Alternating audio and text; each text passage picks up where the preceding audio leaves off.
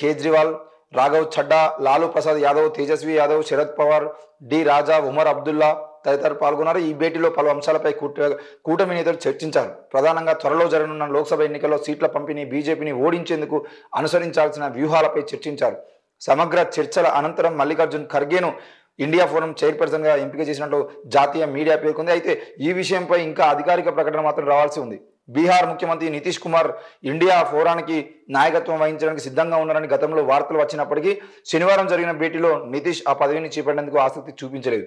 నితీష్ కుమార్ కన్వీనర్గా ఉండాలని సమావేశం డిమాండ్ చేసినప్పటికీ కూడా ఆ పదవిని చేపట్టేందుకు ఆసక్తి లేదని ఆయన తన వైఖరికి కట్టుబడి ఉన్నట్లుగా తెలుస్తోంది. మరి మొత్తానికైతే ఇప్పుడు ఇండియా కూటమి మొత్తానికైతే ఖర్గే గారిని పగ్గాలు చేపట్టి ముందు తీసుకుపోవాలనే ఆలోచనలు అయితే పెట్టిందని తెలుస్తూ ఉంది. ఏది ఏమైనా కూడా కాంగ్రెస్కి పగ్గాలు ఆయన చేతికి పోయినప్పటికీ ఇండియా కూటమికి సంబంధించిన విషయంలో రానున్న లోక్సభ ఎన్నికలకు సంబంధించిన విషయంలో తప్పకుండా బీజేపీని ఓడించడమే ప్రధాన లక్ష్యంగా పెట్టుకున్నటువంటి ముఖ్యంగా అన్ని పార్టీలు దేశవ్యాప్తంగా ఉన్నటువంటి ప్రతిపక్ష పార్టీలు కానీ లేదంటే ముఖ్యంగా స్థానిక పార్టీలు రాజకీయ పార్టీలు ఏవైతే ఉన్నాయో అవన్నీ కలిసి బీజేపీని ఓడించాలి. ఆ బీజేపీని ఓడించడం ప్రధాన లక్ష్యంగా ఎందుకు పెట్టినాయి అంటే కేవలం బీజేపీ అధికారంలోకి వచ్చిన తర్వాత మాత్రమే ఇక్కడ దేశవ్యాప్తంగా రాజకీయ పార్టీ నాయకుల మీద కానివ్వండి, లేదు అని అంటే దేశవ్యాప్తంగా ఉన్నటువంటి దళితుల మీద, బహుజనుల మీద, ఎస్టీల మీద, మైనార్టీల మీద పెరుగుతున్నటువంటి దాడులకు సంబంధించిన విషయంలో కానీ ముఖ్యంగా ప్రజాస్వామ్యం మీద బీజేపీ నరేంద్ర మోడీ చేస్తున్నటువంటి అరాచకం ఏదైతే ఉందో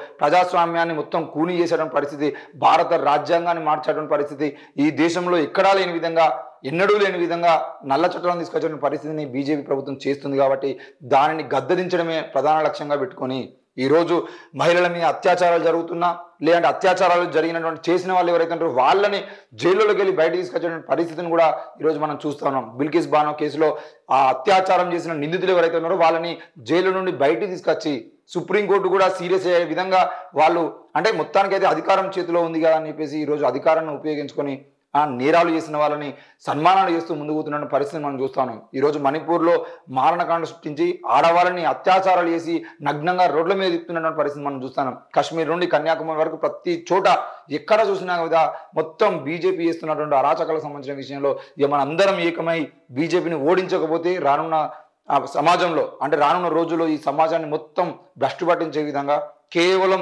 మతాన్ని కులాన్ని అడ్డం పెట్టుకుని ఈ దేశాన్ని సర్వనాశనం చేసే విధంగా బీజేపీ పోయేటువంటి అవకాశాలు ఉన్నాయి. కాబట్టి తప్పకుండా మనందరం ఏకమై బీజేపీని గద్దెదించాలనే ప్రయత్నం ఈరోజు ఇండియా కూటమి చేస్తూ ఉంది. మరి ఇండియా కూటమి వాళ్ళ కూటమికి ఇండియా పేరు పెట్టుకోగానే ఈ దేశం పేరునే ఇండియా అనే పేరుగా ఉన్నటువంటి ఈ దేశం పేరునే మార్చి భారత్ అని పెట్టాలనే ఆలోచనకి మరి తెలుగులో భారతదేశాన్ని మనం పిలుస్తున్నప్పటికీ కూడా ఇంగ్లీష్లో కూడా భారత్ అని పిలవాలని చెప్పేసి కేవలం ఇండియా అనే కూటమి పేరు వల్లనే ఈరోజు వాళ్ళు భారత్ పేరు మార్చేటువంటి ప్రయత్నం కూడా చేస్తూ ఉన్నారు.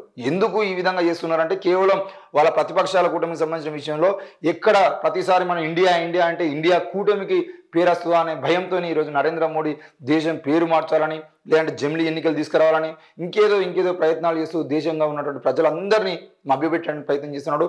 మరి ఈ రోజు కూడా రామ మందిర నిర్మాణం పూర్తి కాకముందే 22వ తేదీన మళ్ళీ రామ మందిరాన్ని అంటే కేవలం బాలరాముడి ప్రతిష్టాపనకు కార్యక్రమాన్ని లోక్సభ ఎన్నికలకు వాడుకునేటువంటి ప్రయత్నం కూడా చేస్తున్నాడు. అంటే ఇవన్నీ కూడా కేవలం మతంని అద్దం పెట్టుకొని ఇక్కడ ఉన్నటువంటి దేశ ప్రజలందరినీ మభ్యపెట్టి మరి అభివృద్ధికి సంబంధించిన విషయంలో నువ్వు చెప్పినటువంటి నినాదాలకు సంబంధించిన విషయంలో ముఖ్యంగా నల్లధనానికి సంబంధించిన విషయం ఏది తీసుకున్నా కూడా నరేంద్ర మోడీ ఈ దేశంలో అభివృద్ధి చేస్తానన్నటువంటి ఏ పనిని చేయకుండా మళ్ళీ రామ మందిరం పేరుతో రాజకీయాలు ప్రయత్నం చేస్తూ ఉన్నాడు. మరి అట్లాంటి ప్రయత్నాన్ని తిప్పికొట్టాలని ఈరోజు ప్రతిపక్ష కూటమి అయితే ప్రయత్నాలు చేస్తుంది. మరి ఇండియా కూటమికి మల్లికార్జున్ ఖర్గే మొత్తానికైతే ఆ పగ్గాలు చేపట్టే అవకాశం అయితే కనబడతా ఉంది.